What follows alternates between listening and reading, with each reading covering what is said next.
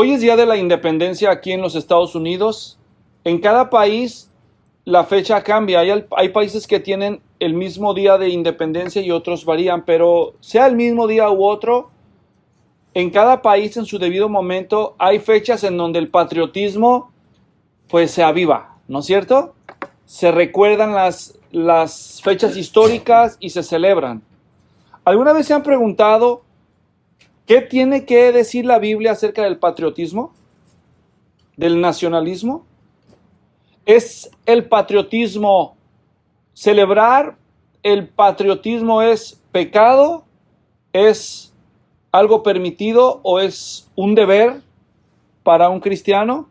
Esas son algunas de las preguntas que hoy voy a contestar con ustedes. Vamos a aprovechar la oportunidad de que estamos celebrando el Día de la Independencia del país en que vivimos para aprender la perspectiva bíblica acerca de este tema. Así que el título de hoy es simple, es El cristiano y el patriotismo. Pero antes de entrar a ver versículos, lo primero que tenemos que hacer es entender qué es patriotismo, qué es nacionalismo. Es la misma cosa, son cosas diferentes. Y después vamos a ver algunos principios bíblicos relacionados con el patriotismo o el nacionalismo. Y al final voy a tratar de responder unas pocas preguntas importantes relacionadas con este tema. Así que, ¿están listos? Vamos a aprender entonces, en primer lugar, ¿qué es el patriotismo? Yo fui y busqué en el diccionario y la Real Academia Española, ustedes pueden hacer el mismo trabajo, busquen. Yo consulté 3 diccionarios. Entonces, en primer lugar, el patriotismo, según la Real Academia Española, voy a leer, cito literalmente, el patriota es una persona que tiene amor por su patria y que procura todo su bien. 2 conceptos relacionados con una persona patriota. Patriota, ama a su país y busca el bien de su país, según la Real Academia Española. Según el Oxford English Dictionary, el patriota o el patriotismo es la devoción y el apoyo vigoroso a su propio país. El Merriam-Webster Dictionary, otro de los diccionarios más, digamos que más respetados en el mundo de habla inglesa, define el patriotismo como amor o devoción por el país propio. Es casi idéntico que lo que dice el Oxford English Dictionary. Ahora vamos a empezar evaluando quizás la definición de patriotismo que tuvo más sustancia fue la de la Real Academia Española. Entonces, si el patriotismo o la persona patriota es una persona que ama su país, su patria, y procura su bien, entonces podríamos decir con base a esa definición que el patriotismo en sí no es algo malo.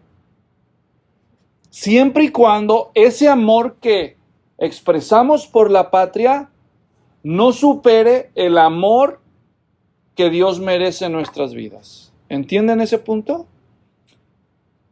También el patriotismo es buscar el bien de la nación propia, según esa definición. Y no hay nada de malo en buscar el bien de la nación. Al contrario, buscar el bien en toda esfera y para con todas las personas es un ideal de Dios para con todos sus hijos.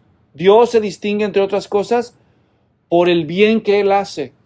Y nosotros, al ser hijos de Dios, cuando procuramos el bien de quien sea, hacemos honor a esa imagen de Dios. Entonces, solo para que escuchen un par de versículos a modo de introducción, Mateo 10:37, el Señor Jesús dijo, el que ama a su padre o a su madre más que a mí, no es digno de mí. El que ama a su hijo o a su hija más que a mí, no es digno de mí. En estas palabras Jesús está diciendo, en primer lugar, Él debe ser amado en una mayor manera que incluso los amores más intensos que nosotros experimentamos. Los amores más intensos que los seres humanos experimentamos son aquellos que sentimos, los afectos que sentimos por nuestros parientes más cercanos, nuestros padres, madres, hijos e hijas. ¿No es cierto? Nuestros esposos, esposas, dependiendo. Entonces el amor que debemos sentir por Jesucristo, dice, debe estar por encima de este amor. Pero Jesús no está prohibiendo amarlos a ellos, ¿verdad que no? De hecho, el segundo mandamiento más importante después de amar a Dios con todas nuestras fuerzas, ¿cuál es? Amar al prójimo. Entonces, amar nunca es malo. El problema puede estar cuando el amor está desproporcionado. ¿Está claro? Así que bajo esta definición, reiteramos, no es malo ser patriota. También las Escrituras dicen en Gálatas 6:10, así que hagamos bien a todos según tengamos oportunidad, especialmente a los de la familia de la fe. Así que los cristianos debemos distinguirnos por hacer el bien a todos, incluyendo a nuestra nación. Bueno, habiendo hecho esa aclaración, ahora, ¿qué es el nacionalismo? Ya dijimos que es el patriotismo. ¿Qué dicen los diccionarios acerca del nacionalismo? Según la Real Academia Española, el nacionalismo es un sentimiento fervoroso de pertenecer a una nación y es un sentimiento también de identificación con su realidad y con su historia.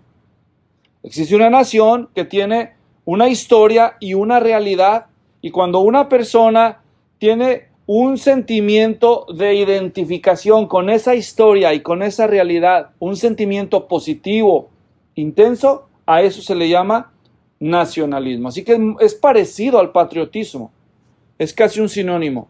En ese sentido, entonces, tampoco hay nada de malo en alegrarse en pertenecer a una nación, porque todos los seres humanos nacen perteneciendo a una. Así que es parte de la identidad de un ser humano el nacionalismo. No hay nada de malo en identificarse con la realidad de un pueblo ni con su historia, siempre y cuando se reconozca y se rechacen aquellos sucesos de la historia o aquellas partes de la realidad que colapsan con el ideal de Dios. ¿Me doy a entender? Si, por ejemplo, el ideal de Dios es hacer el bien y en la historia de mi nación hay una etapa donde predominó el mal o la destrucción de los ciudadanos, como sucedió, por ejemplo, en la historia de Alemania, que hubo un régimen que se distinguió por asesinar personas, entonces en esa parte no podríamos estar orgullosos ni tener un sentimiento ferviente por ese capítulo de la historia de nuestro país, si hubiéramos sido alemanes. Así que cada país tiene sus historias. Acabo de ver las noticias en estos días. No celebraron el día de ayer, no creo que el 1 de julio, no celebraron la independencia de Canadá. ¿Alguien vio las noticias? Se canceló toda celebración porque se acaba de destapar un genocidio que se cometió en Canadá por muchos años, cuando arrebataron los niños a los indígenas, a los nativos canadienses, les quitaron a los niños para llevarlos a casas, enseñarles a hablar solamente inglés o francés, prohibirles que hablaran sus dialectos y mantener sus costumbres indígenas. Registrados, más de 150,000 niños murieron en esas casas. Solo los que murieron. Aparte los que no murieron. ¿Me entienden? Pero esto fue tapado en la historia. Se acaba de destapar. Todavía existen adultos mayores, hijos de esos niños.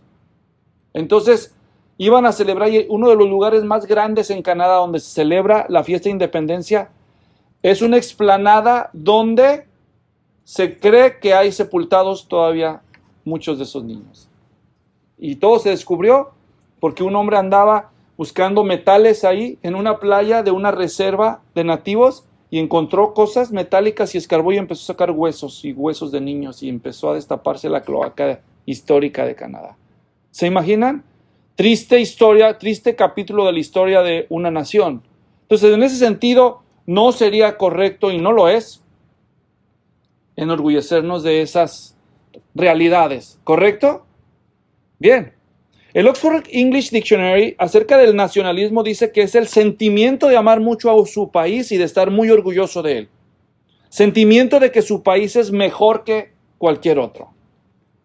Entonces, ya dijimos, amar al país propio, como se ha dicho, no es malo. Pero si ese amor compite con el amor a Dios, entonces sí está mal. sentirse orgulloso del país podría ser malo. Podría ser mal si nuestro orgullo por nuestro país no se ejerce con discernimiento. No hay nada de malo en reconocer la superioridad del país propio. O sea, no vamos a tapar el sol con un dedo. Hay países mejores que otros, ¿no es cierto? Entonces, eso es una realidad. Nos sintamos orgullosos o no, hay realidades, hay países mejores que otros. Pero, si mi orgullo por mi país se traduce en humillación por otros, ahí ese orgullo se pasó de la raya. Se pasó, ¿verdad? El Merriam-Webster Dictionary define el nacionalismo así, como la lealtad o devoción a una nación. En este sentido, el Merriam-Webster pone patriotismo y nacionalismo como sinónimos. Exaltar la nación propia sobre las demás, poniendo énfasis primero en la promoción de su cultura, intereses en oposición a los de otras naciones.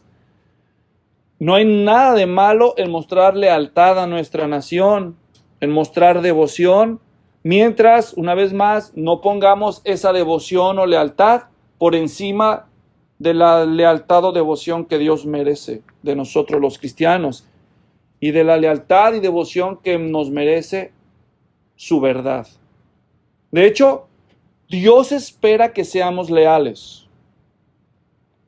Así que ser leales a una nación no tiene nada de malo, porque de hecho Dios ha diseñado la forma en que los seres humanos nos relacionamos unos con otros para que nosotros demostremos lealtad. Por ejemplo, ¿se espera que un hombre sea leal a su esposa, sí o no? Y una mujer a su marido. ¿Se espera que los hijos sean leales a sus padres, sí o no? ¿Que los empleados sean leales a sus patrones, sí o no?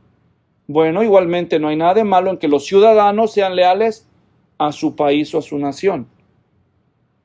Entonces, de hecho, ese es un fundamento de las relaciones sanas, un fundamento de confianza y de lealtad.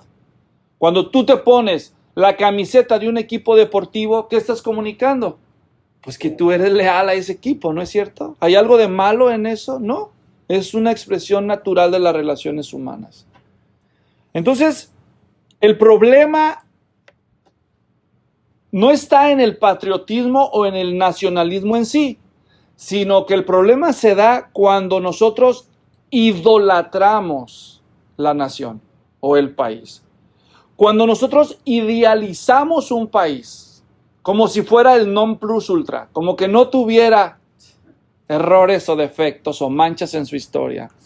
Cuando nosotros justificamos ciegamente sus errores y sus fallos, o cuando nosotros usamos el orgullo y el sentimiento que tenemos por nuestra nación o por nuestra patria para humillar a las demás.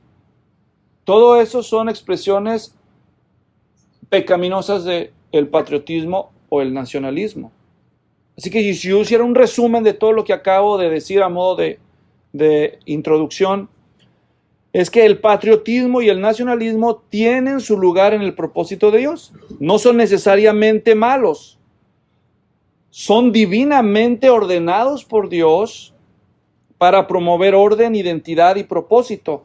Pero si nos descuidamos, fácilmente podemos elevarlos a expresiones pecaminosas. Ahora, ¿qué dice Dios acerca de las naciones y el nacionalismo? Punto número 2. Primero, ya definimos conceptos y dimos un juicio moral de entrada.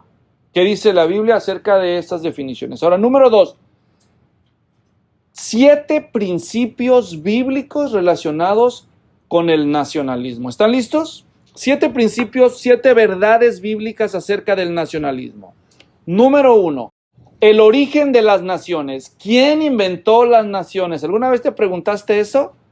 Bueno, según la Biblia, todas las naciones deben su origen a Dios. Si Él es el que originó las naciones, entonces Él mantiene el derecho soberano sobre ellas, porque Él es el que las creó, y todas las naciones son valiosas delante de los ojos de Dios. Escuchen lo que dice Hechos 17. Este es el apóstol Pablo parado en el aerópago de la ciudad de Atenas, lleno de filósofos de todos lados del mundo antiguo. Le dan la plataforma a Pablo y él se para y se avienta un discursazo que merece atención. Pero por cuestión de tiempo nos vamos a concentrar solo en 2 versículos. En este punto solo en uno de los versículos. Este es Hechos 17:26. Quiero que escuchen lo que dice, se los voy a leer. Dice, está diciendo Pablo acerca de Dios. Dice, de uno solo, Dios hizo todas las naciones del mundo para que habitaran sobre la superficie de la tierra. Según la Biblia, ¿quién hizo todas las naciones del mundo? Dios. ¿No fue Rómulo y Remo allá, los que hicieron allá? Con la loba aquella es lo que inventaron Roma. ¿O no fueron allá los aztecas que llegaron al lago de Teotihuacán, o cómo se llamaba? Y la ciudad de Tenochtitlán, ahí vieron el águila devorando la serpiente. ¿No fueron esos los que inventaron a México? Bueno, según este versículo, el autor del origen de todas las naciones, repito, dice, de uno solo, Adán, Dios hizo todas las naciones del mundo. Observen el texto. El sujeto de la oración es Dios. Hizo todas las naciones. Entonces no pueden ser malas las naciones. ¿Verdad que no? Porque las hizo un Dios bueno. Lo mismo leemos en pasajes como en Génesis 10:15, Génesis 10:5, donde se nos da la genealogía y nos dice que Dios hizo las naciones cada una según su lengua. Ahora tú lees Génesis 11, versículo 9, y te vas a dar cuenta que cuando los seres humanos en la creación se juntaron en Babel, por si fueran esparcidos, ¿quién les confundió las lenguas? Dios. Si se nos está diciendo que Dios hizo a las naciones cada una según su lengua y fue Dios el que confundió las lenguas, ¿quién es el que empezó a orientar la identidad de las naciones? ¿Se dan cuenta? Dios es el originador, el creador de las naciones. ¿Quiénes forman las naciones? La gente. Como cada persona es hecha a imagen y semejanza de Dios, entonces Dios valora su imagen y semejanza. ¿Captan el punto? Por lo tanto, todas las naciones, ya que están formadas de personas que retienen la imagen de Dios, por lo tanto las naciones son valiosas para Dios. Punto número 2. Más bien, segunda verdad acerca del nacionalismo. Ya dijimos, la primera es el origen de las naciones, Dios. Número 2, la apostasía de las naciones. ¿Qué es apostasía? El abandono de la fe. Todas las naciones conocían a Dios al principio, pero una tras otra lo fueron abandonando. No se preocupe usted por las personas buenas que mueran sin haber conocido de Dios. Esas personas no se perderán. Ni tampoco se preocupe usted por las naciones buenas que nunca supieron de Dios. Esas naciones nunca se perderán. Solo que hay un problema, que ninguna de las dos existen.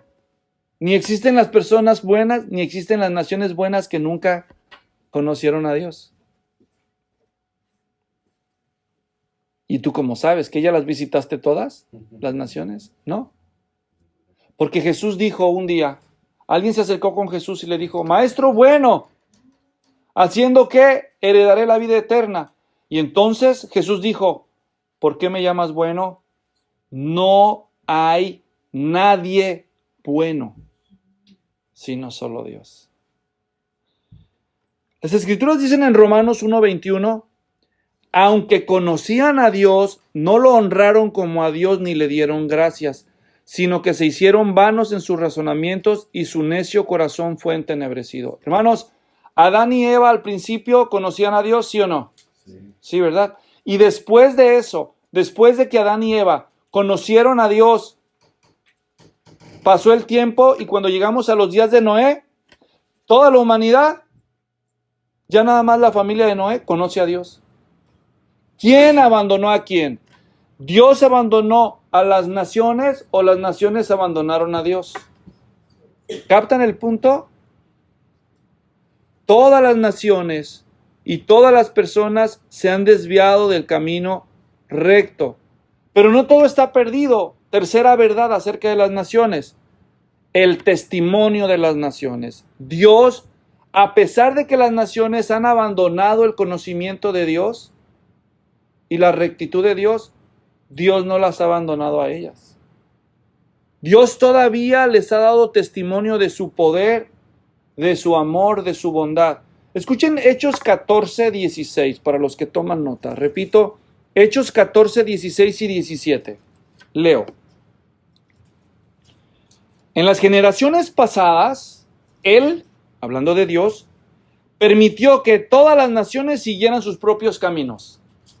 Los aztecas jalaron para allá para adorar a Quetzalcóatl y los mayas allá para adorar a Tlaloc o yo no sé, ¿cómo se llamaba aquel? Cuculcán. Y así cada grupo agarró los dioses que quiso y se inventó las religiones, los mitos y las creencias que se les ocurrieron. Hechos 14 y 16. En estas generaciones pasadas, Dios permitió que todas las naciones siguieran sus propios caminos.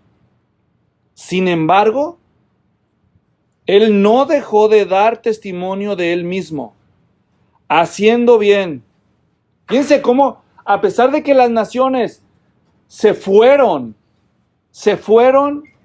a inventar sus propias religiones, Dios siguió haciéndoles el bien, dando testimonio, dice la Escritura, dándoles lluvias del cielo y estaciones fructíferas, llenando sus corazones de sustento y de alegría.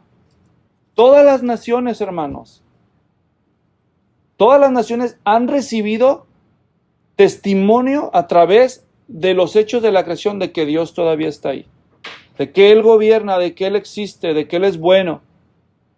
Si no, no habría naciones. ¿Cómo comerían? ¿Cómo sobrevivirían si no tuvieran lluvias, cosechas y ciclos? ¿Me entienden? Cuarta verdad acerca del nacionalismo. El propósito divino para las naciones. Dios quiere que todas las naciones lo busquen, que todas las naciones se arrepientan y que todas las naciones sean salvas. ¿Y saben qué? Al final, Él lo va a lograr. Porque dice el libro de Apocalipsis que cuando estén en el futuro, Jesucristo a la diestra de Dios, sentado en el trono, dice que gente de toda lengua, pueblo, tribu y nación lo adorará. Dios lo va a lograr, hermanos. Él quiere salvar gente de cada nación y lo va a lograr. Eso está en Apocalipsis 5:9. Escuchen una vez más Hechos 17, 26 y 27. Vuelvo a leer, ya lo había leído hace rato, reitero. Dice, de uno solo Dios hizo todas las naciones del mundo para que habitaran sobre la superficie de la tierra, habiendo determinado sus tiempos y las fronteras de los lugares donde viven, para que buscaran a Dios y de alguna manera palpando lo hallen, aunque Él no está lejos de ninguno de nosotros. Y el versículo 30 dice, de Hechos 17, por tanto, habiendo pasado por alto los tiempos de ignorancia, Dios declara ahora a todos los hombres en todas partes que se arrepientan.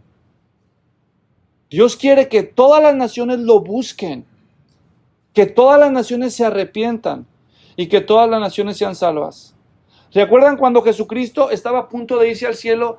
¿Qué mandó a sus discípulos? Id y haced discípulos, ¿a dónde?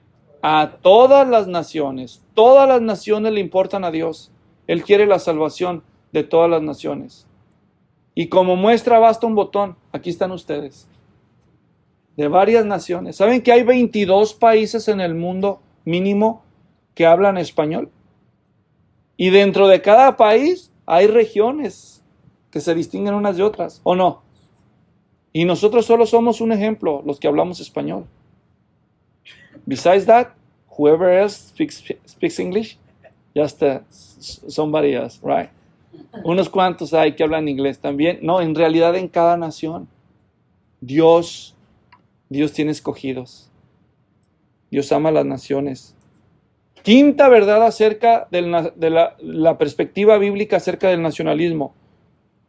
Dios quiere una perspectiva balanceada de los cristianos respecto al nacionalismo. Todas las naciones tienen cosas buenas, pero también todas las naciones tienen cosas malas. Cosas reprochables. Los cristianos deben reconocer ambas cosas. Es muy típico cuando tú vives en tu país y te mueves, migras a un país que no es el tuyo por primera vez, tiendes a idealizar tu país. Yo me acuerdo la primera vez que salí de mi país y fui a Centroamérica. Sin que fuera mi intención, sonaba arrogante. Y yo no me daba cuenta hasta que alguien me lo dijo. Recuerdo cuando llegamos allá a Guatemala, y decía, mira nada más, mira las calles, mira los camiones. Estos camiones estaban hace 20 años allí en mi ciudad. Hasta que alguien me dijo, bueno, si te gustan tanto los camiones de tu ciudad, pues regrésate, me dijeron. Y me di cuenta que lo que para mí eran comentarios, realmente comunicaban una idea. ¿Me entienden? Entonces, todas las naciones tienen cosas buenas y tienen cosas que no son buenas. Y un cristiano debe de saber reconocer las dos cosas. Cuando los valores, las costumbres, las celebraciones de una nación coinciden con los valores y principios bíblicos, entonces no hay ningún problema con celebrar. ¿Me entienden?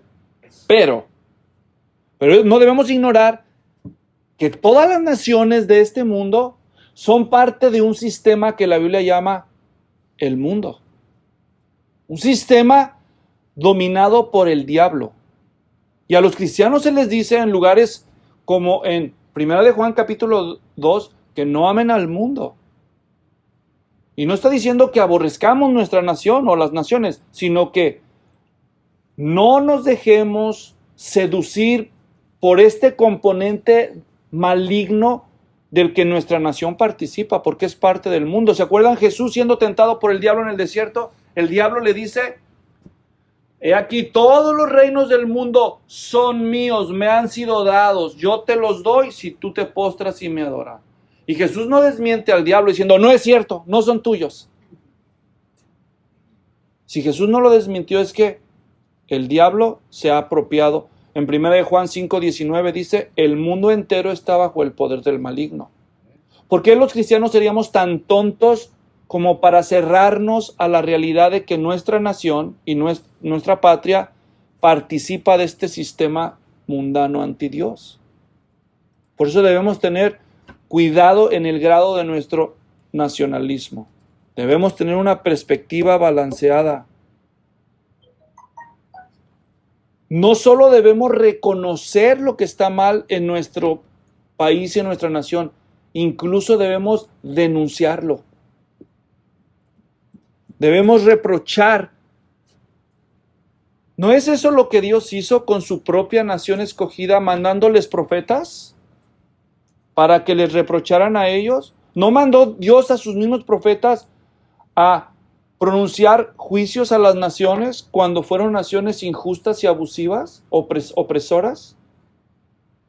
Igual la iglesia, el cristianismo auténtico tiene que tener una voz profética, es decir, debe de pararse en la brecha y decir, esto no está mal de nuestra cultura. Hay cosas que no están bien y debemos saber, así como reconocemos las cosas que están bien en nuestra cultura, debemos reconocer lo que no está mal y señalarlo. Una perspectiva balanceada. Número 6, dije, son 7. 7 verdades bíblicas acerca del nacionalismo. Número 6.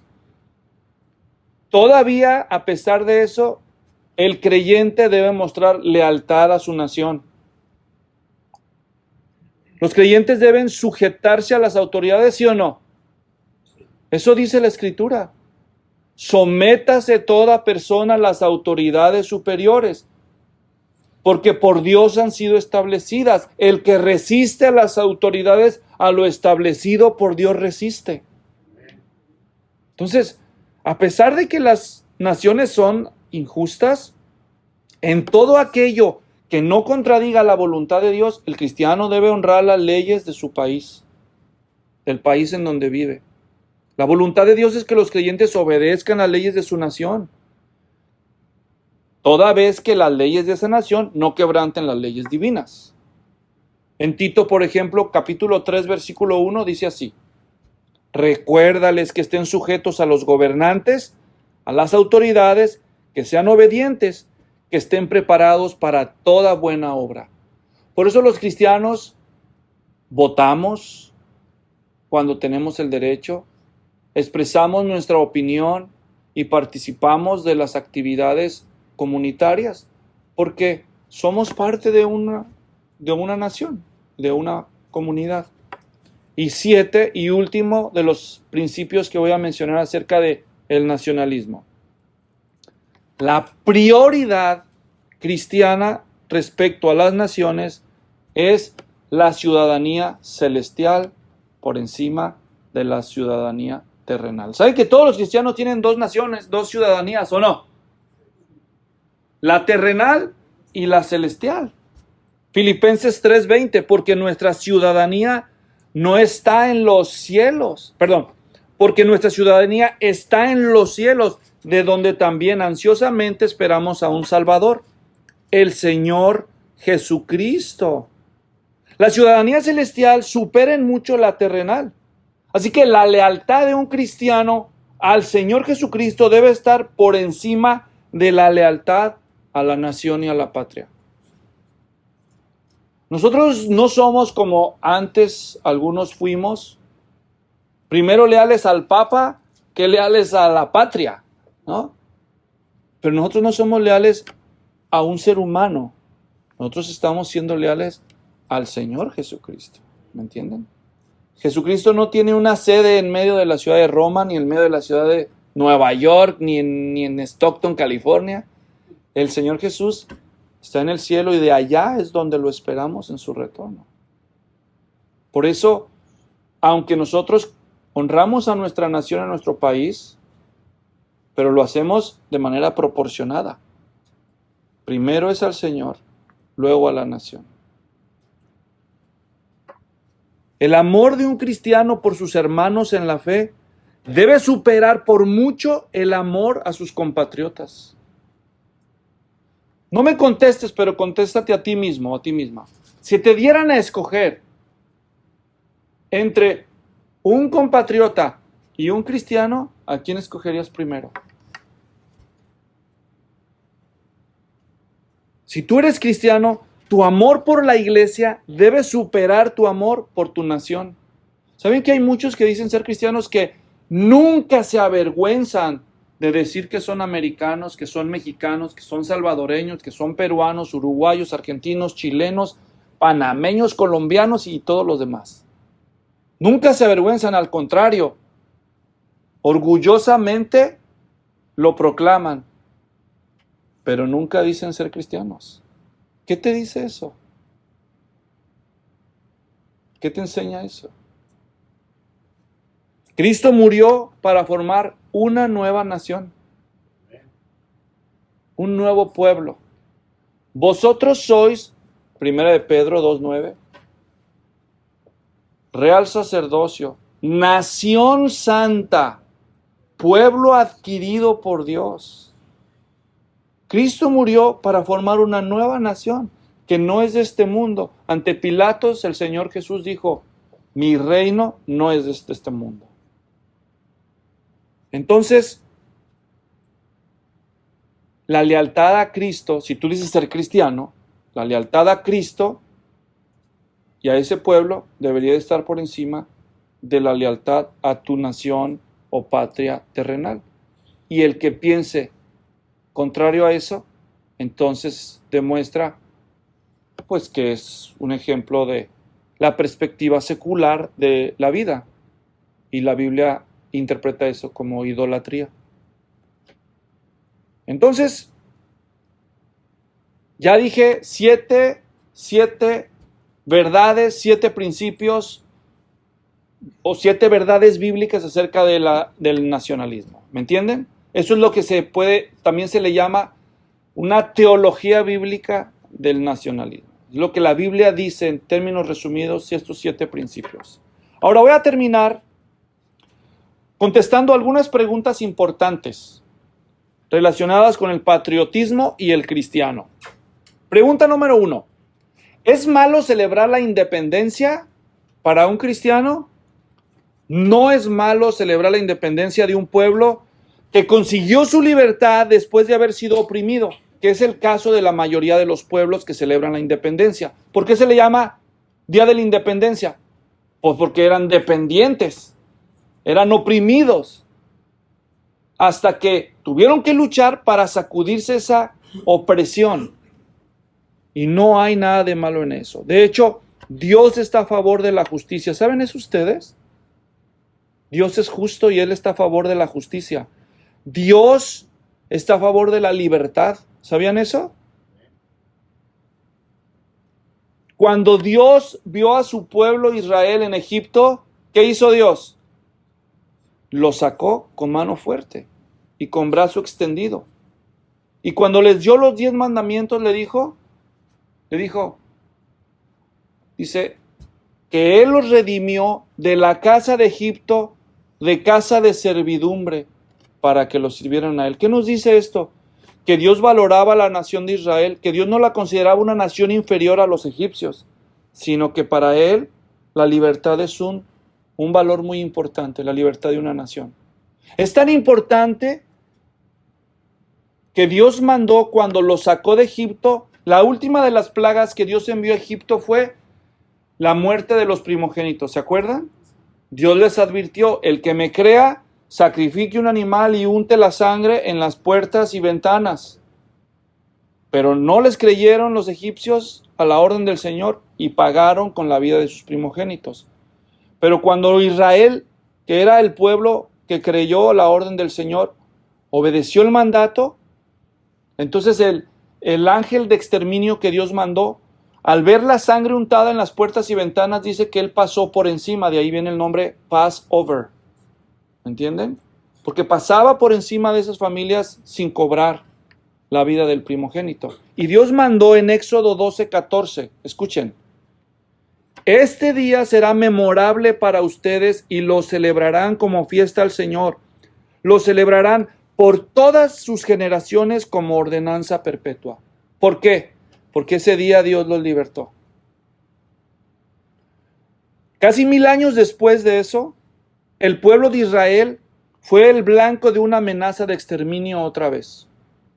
Un hombre llamado Amán tramó un plan para borrar a los judíos de la faz de la tierra con el apoyo del gobierno persa y de sus aliados. Pero Dios proveyó una salvación para Israel. Todo esto está en el libro de Esther. Si usted nunca lo ha leído, solo tiene 10 capítulos. Es muy bonito ese libro. Al final de ese libro, en el capítulo 9, se instituye la celebración de la fiesta de Purim. La fiesta del Purim para conmemorar la liberación del exterminio que ya estaba decretado sobre los judíos. Y en el versículo 28 de Esther, capítulo 9, la escritura lee así: para que estos días fueran recordados y celebrados por todas las generaciones, por cada familia, cada provincia y cada ciudad, que estos días de Purim no dejarán de celebrarse entre los judíos, ni su memoria se extinguiera entre sus descendientes. Hasta el día de hoy se celebra en Israel la fiesta de la Pascua y la fiesta de Purim. Y las dos celebran la independencia de la nación. ¿Entienden? Así que sí hay precedente bíblico para celebrar la independencia de una nación que estaba bajo la opresión y la injusticia y buscó el bien de sus ciudadanos. Esa es la respuesta a la primera pregunta. ¿Está claro? ¿Qué fue? ¿Es malo celebrar la independencia? ¿Y cuál es la respuesta? No. Ahora, ¿es obligatorio celebrar la independencia? Porque al principio yo pregunté, ¿ser patriota es pecado, es permitido o es un deber? Son tres cosas diferentes, ¿verdad? Si lo celebro, peco. Si lo celebro o no lo celebro, da igual. Lo debo de celebrar, y si no lo celebro, peco. Entonces, estamos hablando de los tres extremos. Bueno, si usted no quiere celebrar la independencia, no lo tiene que hacer. No lo tiene que hacer. Pero si el gobierno nos mandara a celebrar la independencia, deberíamos de hacerlo. Porque la Biblia nos manda obedecer las leyes. ¿Me doy a entender? Así que mientras no se nos fuerce celebrar la independencia, usted es libre de celebrarla o no celebrarla. Y nadie le puede poner a usted culpa de porque no la celebró o culpa porque sí la celebró. Porque es simplemente una libertad cristiana. A menos que cambie la ley. ¿Está claro? Ahora, siguiente pregunta. ¿Es correcto para un cristiano ser patriota? Bueno, y en cierto modo ya contesté esta pregunta. Depende del patriotismo que ejerza. ¿Está claro? O sea, si celebra como patriota de manera balanceada y respetuosa, pues no hay problema. Pero si lo hace de un extremo donde trata a su nación como su Dios. ¿Saben que hay iglesias que en lugar de tener una cruz tienen una bandera ahí? Ahora, no hay malo que haya una bandera, pues estamos en un país. Pero debemos tener cuidado de no llevar eso al extremo. ¿Me explico? Debemos tener cuidado. Entonces, por ejemplo, ¿se acuerdan cómo algunos de nosotros cuando crecimos? Yo crecí en un barrio difícil allá en México. Te podían golpear, escupir. Pero que no te dijera nada contra tu madre, porque si te decían algo contra tu santa madre, no olvídate. Un mexicano a otro podría insultarle su patria, pero no me toques a mi madre porque vas a saber a dónde te metes. Entonces, por patriotas que parecían los mexicanos, realmente la madre era más sagrada que la patria y que Dios.